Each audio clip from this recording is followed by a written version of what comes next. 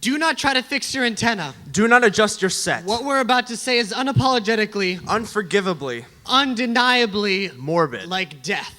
Call it a public service Or announcement. call it doomsday prepping. Call it a warning. Or call it fatalistic, but you'd be frightened by the statistics. 100 out of 100 die. Now, it is not of much consequence to me how you take this, because your beliefs on the matter do not change its truth. Yeah, but check it out. One day, I will have kids. And my kids will have kids. And we will be an empire. My wife and I, as we stand around the fire to tell of the days gone by, days I'd die to live again, but come on, I wouldn't really die. That would ruin this whole empire thing. The fact, plain and simple, is that death knocks on the door of the man with tumors just as much as the healthy man backing out of his driveway. I guess there's more than one way to be thrown under a bus, or to skin a cat, or to catch a skin tag or mole that looks suspiciously like cancer. Oh, great. There goes my 5-year plan.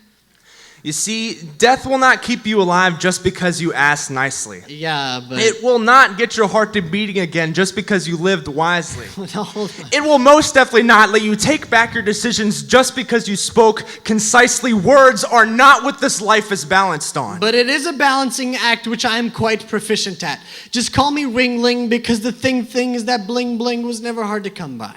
So neither was food. No starving children here, and $30 a month behind this white picket type fence. And the green fungus-colored Nissan Quest minivan my mom drove, while certainly not the picture of sexy, was certainly the picture of safety, because seatbelts mean nothing bad will happen. And I'm sure thieves tend to be a bit more choosy than to pick homes with alarm systems, so closet hiding was never my escape Plans were all I had standing in front of my closet. What this closet contained is yet to be named, but let me explain. It is a riot of thoughts that led to a conclusion such as this. A clamor that is deathlessly fleshed out through shrunken memory or brain irregularities or just toxic reveries of such an end. And such an end is what's at stake. No vampires involved, and no pun intended, because nothing was sucked out. All the anarchy swarmed inside until an explosion was imminent. But that explosion was deterred, and there was no gunshot to quiet the incident. Yes, in fact, the closet held guns. At this point, I'm not too sure how to transition. But I think I'll start with acknowledging that death is distant, or at least it seems to be. Or at least it seems to me to be the kind of thing that we don't have to talk too much about. I mean, it happens sometimes. And when it happens sometimes, I'd rather not think about what is no longer, because then maybe I'll have just a little bit longer. March 2014. I'm standing in front of a bottle. What this bottle contained is yet to be named, but let me explain.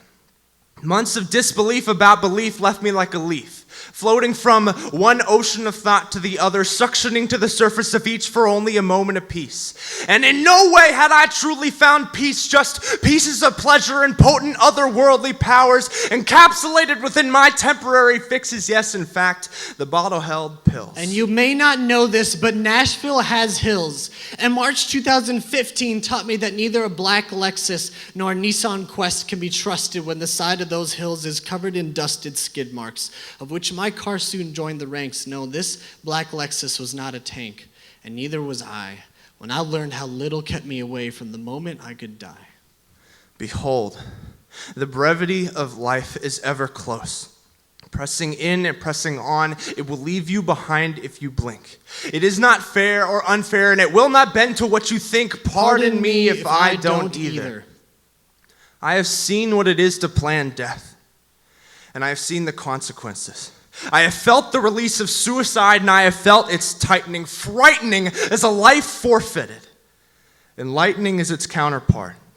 It is not worth giving up. What I'm trying to say is slow down and smell the flour laid on the horrible stench of the corpse in the middle of the living room floor, which is the screaming reality that death is not so distant. But perhaps it screams of another reality that death should be farther away than I want you to know that this is not a poem about cherishing precious moments. This poem is about every moment. It is about joy and it is about pain.